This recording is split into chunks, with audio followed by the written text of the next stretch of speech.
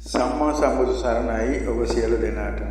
මෛත්‍රිය බුද්ධ බෝසත්යන් වහන්සේ මේ මහා භද්‍ර කල්පයේ අවසාන වශයෙන් බුදු වීමට නියමිත මෛත්‍රී බුද්ධ බෝසත්යන් වහන්සේ කුමන කාලයක පහළවන්නේදයි ඔබ සිතනවා. ඒ පිළිබඳව අනුමාන අදහසක් වීමේ අපේ ගෞතම සම්මා සම්බුදු පියාණන් වහන්සේ සත්වන වස්සමේ අවසානයේදී සංකස්සපුරයට වැඩම කරවදාළා. මෙම දේවාවරෝහණ පූජාව බලා ගැනීම සඳහා එදා විශාල පිරිසක් සංකස්සපුරයට රැස් වී සිටියා. ඒ අතර සාරිපුත්ත මොග්ගල්ලාන දෙනම වහන්සේලාද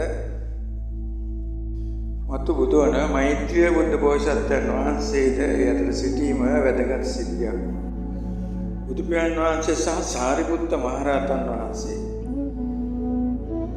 අතර සිදුවන ධර්ම ප්‍රශ්න විසර්ජනය අසා ඒ සිටි විශාල පිරිසක් මාර්ගඵල නිවන් අවබෝධ කරගත්තා. මේ මෛත්‍රී බුද්ධ බෝසත්යන් වහන්සේද එදා සසුන්ගත වුණා. දාසේ අසංඛ්‍ය කල්පලක්ෂයක් පෙරම් පුරමින් සිටින මෛත්‍රී බුද්ධ බෝසත්යන් වහන්සේ සසුන්ගත වීමෙන් අනතුරු පසුව අපේ ගෞතම සම්මා සම්බුදු පියාණන් වහන්සේගෙන් නියත අවසන් විවරණය ලබා ගත්තා. මෛත්‍රී බුද්ධ බෝසත්යන් වහන්සේ තම ආයු කාලය මෙලොව වැඩ සිටීමෙන් අනතුරුව තුසිත දෙවිලොව උපත ලැබුවා.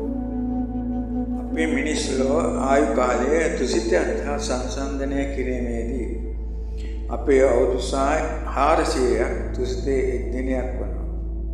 එයන්ව තුසිත දෙවරුන්ගේ ආයු කාලය දෙව්ලොවට අනුව අවුරුදු 4000ක්.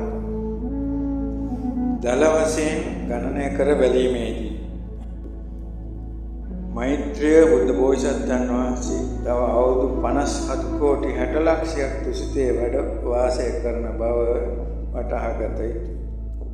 ඒ ආයුෂ ගෙවුන පසු උන්වහන්සේ දඹදිව කේතුමත්තේ රාජ්‍යයේ උපත ලබා ගන්නා බව අප අසා දන්නා කරුණක්. තව අවුරුදු 57 කෝටි 60 ලක්ෂයකට පවන පසුව මනුෂ්‍ය ලෝකයේ උපත ලබන බව දල වශයෙන් අපිට උපකල්පනය කළ හැකියි.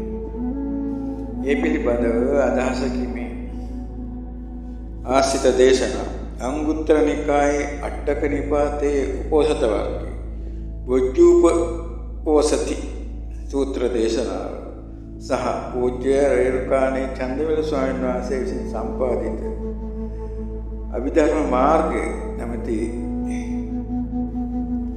ධර්ම ග්‍රන්ථයද මීට උපකාරී වනවා. සියලු දෙනාටම තෙරුවන් සරණයි.